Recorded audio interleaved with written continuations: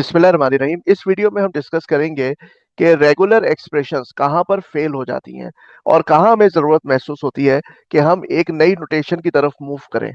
कौन सी ऐसी लैंग्वेजेस हैं जो कि रेगुलर एक्सप्रेशंस से स्पेसिफाई नहीं हो सकती। तो इस वीडियो का हमने नाम रखा है टर्निंग पॉइंट। यानी क्या वो टर्निंग पॉइंट है जहाँ पे रेगुलर एक्सप्रेशन फेल होती है और हमें ज़रूरत महसूस होती है कि हम एक नई स्पेसिफिकेशन की तरफ जाएं, and that is context free grammar. तो हम देखते हैं कि रेगुलर ग्रामर से कॉन्टेक्स्ट फ्री ग्रामर पर किस वक्त मूव किया जाता है। इसको हम एक मिसाल से समझते हैं। यहाँ पे जो लैंग्वेज है उसके मेंबर्स क्या है। सबसे पहला मेंबर है एम्प्टी स्ट्रिंग, उसके बाद है ए बी, फिर है double A double B, triple A triple B. यानी जितने ए हैं उतने ही बी होने चाहिए, और ए शुरू में आएंगे और बी आखिर में आएंगे, ये भी जरूरी है। ठीक है, इसी तरह से 4 एज एंड 4 बीज, ये हमारे पास लैंग्वेज है।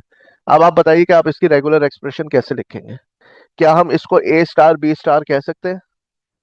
बिल्कुल नहीं कह सकते, क्योंकि ए स्टार बी स्टार में अगर ए नहीं है खाली बी है तो भी चलेगा, बी नहीं है खाली ए है वो भी चलेगा, और ए और बी की तादाद का सेम होना जरूरी नहीं है। लाइकवाइज हम इसको ए प्लस बी प्लस भी नहीं कह सकते, क्योंकि इस प्लस में भी आपके पास मोर देन वन का कॉन्सेप्ट है, और ये जरूरी नहीं है कि जितने आप ए लें उतने ही आप बी लें। ठीक है, आप ये कह सकते हैं कि ए बी होल प्लस ले लें। तो मेरे भाई ए बी होल प्लस की जो लैंग्वेज होती है वो होती है single A B, A B A B.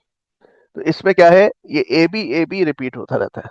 लेकिन ये कि 3 ए हो तो 3 ही बी हो, 5 ए हो तो 5 ही बी हो, और ए शुरू में हो बी आखिर में हो, ये इसमें नहीं हो सकता। ठीक है, तो इसका मतलब है कि ये जो लैंग्वेज मैंने ऊपर लिखी है, सपोज करें कि मैं इसको एल कहता हूँ। ठीक है, तो ये जो एल लैंग्वेज है ये किसी भी रेगुलर एक्सप्रेशन से स्पेसिफाई नहीं हो रही। तो आइए देखते हैं कि क्या ये लैंग्वेज कॉन्टेक्स्ट फ्री ग्रामर से स्पेसिफाई हो सकती है, जो हमने लास्ट वीडियो में डिस्कस की थी। कॉन्टेक्स्ट फ्री ग्रामर जिसमें एक स्टार्ट सिंबल होता है, एक टर्मिनल का सेट होता है, नॉन टर्मिनल का सेट होता है, और प्रोडक्शंस होती हैं। तो क्या उस तरीका कार के तहत हम इस लैंग्वेज को स्पेसिफाई कर सकते हैं? अच्छा, अब ये देखिए आपके इस लैंग्वेज में अगर मैं इसको शॉर्ट फॉर्म में लिखूं, इस लैंग्वेज को मैथमेटिकली स्पेसिफाई करूं, तो ये क्या लैंग्वेज बनेगी?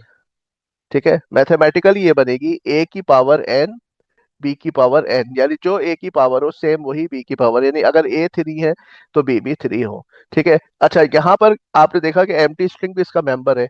इसका मतलब है कि एन जो है उसकी वैल्यू या तो 0 है या 0 से बड़ी है। ठीक है, तो इस तरह हम इस लैंग्वेज को कंसाइज वे में स्पेसिफाई कर सकते हैं। ठीक है, लेकिन अब इस ये ए एन बी एन तो हमारे पास कोई नोटेशन नहीं है। अब हम ये देखते हैं कि इसको कॉन्टेक्स्ट फ्री ग्रामर से किस तरह से स्पेसिफाई किया जा सकता है, क्योंकि star plus operator whole plus वगैरह ये सब फेल हो गए। जो रेगुलर एक्सप्रेशंस के हथियार थे वो सारे यहाँ फेल हो गए। अब हमें मूव करना पड़ेगा कॉन्टेक्स्ट फ्री ग्रामर की तरफ। तो हम ले लेते हैं एक स्टार्ट सिंबल। हमने लिया एक स्टार्ट सिंबल, उसका नाम हमने एस रखा। ठीक है, और हमने ये बताया कि एस एम टी हो सकता है। अच्छा भाई ठीक है, और एस क्या हो सकता है? और एस ये हो सकता है कि उसमें ए आए और उसके बाद जो है बी आए, और ये चीज जो है ये रिपीट हो सकती है। ए और बी जो है बीच में भी ये रिपीट हो सकता है। क्या मतलब, अगर मैं इस ग्रामर को शॉर्ट फॉर्म में लिखूं या एक साथ लिखूं, एक ही प्रोडक्शन में कोशिश करूं उनको जमा करने की शॉर्ट फॉर्म नोटेशन के तहत, तो ए एस बी या एम टी स्ट्रिंग है ना। एस क्या हो सकता है, ए एस बी हो सकता है या एम टी स्ट्रिंग हो सकता है। मिसाल के तौर पे सपोज करें कि कोई ए और बी नहीं है, यानी पहला मेंबर एम टी वाला, ये जो पहला मेंबर है, ये अगर हमें करना है तो हम क्या करेंगे, एस से डायरेक्टली हम चले जाएंगे एम टी स्ट्रिंग पे।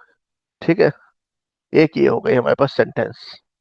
सेकंड, अगर मेरे पास सेंटेंस है ए बी, तो हमने एस से शुरू किया और इसको एक्सपेंड किया ए एस बी पे, और हमने इस एस को एम्प्टी कर दिया। तो अब हमारे पास जुमला क्या आ गया, ए और बी आ गया। ठीक है, लेकिन अब आप कह रहे हैं कि नहीं भाई, number 3 double A double B बना के दिखाइए। जी, डबल ए डबल बी ये बना के आप दिखाइए। अच्छा जनाब, तो एस एस से हमने एक्सपेंड किया ए एस बी पर। अब दरमियान में जो एस है, ये जो दरमियान में ग्रामर में एस है, ये तो यही एस है ना। जो एस ये है वही ये एस है। तो इसका मतलब ये एस अपने आप को दोबारा कॉल कर रहा है। जब इसे दोबारा कॉल किया तो इसको हमने फिर एक्सपेंड कर दिया ए, एस और बी पे। और जब इस एस से जान छुड़ानी है, इसको हमने क्या कर दिया, एम टी कर दिया। तो क्या बना हमारे पास, ए, ए, बी, बी। ये सेंटेंस हमारे पास बन गया, डबल ए डबल बी। अच्छा, अगर हमारे पास 3 ए है और 3 बी है, ठीक है, ए की तादाद 3 है और बी की तादाद 3 है, तो कैसे करेंगे, एस से शुरू किया, ए एस बी, फिर एस ये बीच में आया, इसको फिर ए एस बी, फिर एस बीच में बचा हुआ है, ए एस बी। अब जब इससे जान छुड़ानी है, आपने इसको क्या कर दिया, एम टी कर दिया। आपने इसको क्या कर दिया, एम टी कर दिया। ठीक है, तो ये बन गया आपका ट्रिपल ए। यहाँ से ए आया, यहाँ से ए आया। ये जो ट्री होता है ना, इसको हम लोग क्या करते हैं, depth first diversion, left to right. ऐसे 3 ए आए, फिर ये बी आया, फिर ये बी आया, फिर ये बी आया, और ये वापस अपने रूट पे पहुंच गया। तो इसका सेंटेंस क्या बनेगा, इसका सेंटेंस बना आपके पास ट्रिपल ए ट्रिपल बी। ये सेंटेंस बन गया। तो आपने देखा कि किस तरह से हमने एक सिंपल सी एग्जांपल से आपको बताया कि क्या लिमिटेशन है रेगुलर एक्सप्रेशन की इस लैंग्वेज के बारे में, और कितनी आसानी से इस लैंग्वेज को हमने स्पेसिफाई कर लिया कॉन्टेक्स्ट फ्री ग्रामर की मदद से, जिसमें एस हमारा स्टार्ट सिंबल है। एस क्या है, हमारा स्टार्ट सिंबल है। और प्रोडक्शन के सेट में हमारे पास दो प्रोडक्शन है, S is produces A S B और S produces empty string. और इसके अलावा हमारे पास टर्मिनल, नॉन टर्मिनल तो सिर्फ एक ही है हमारे पास। नॉन टर्मिनल के सेट में हमारे पास एस है खाली। नॉन टर्मिनल का मेरा मतलब है यानी कि वेरिएबल। और टर्मिनल के सेट में, कॉमा, टर्मिनल के सेट में हमारे पास दो टर्मिनल है, ए और बी।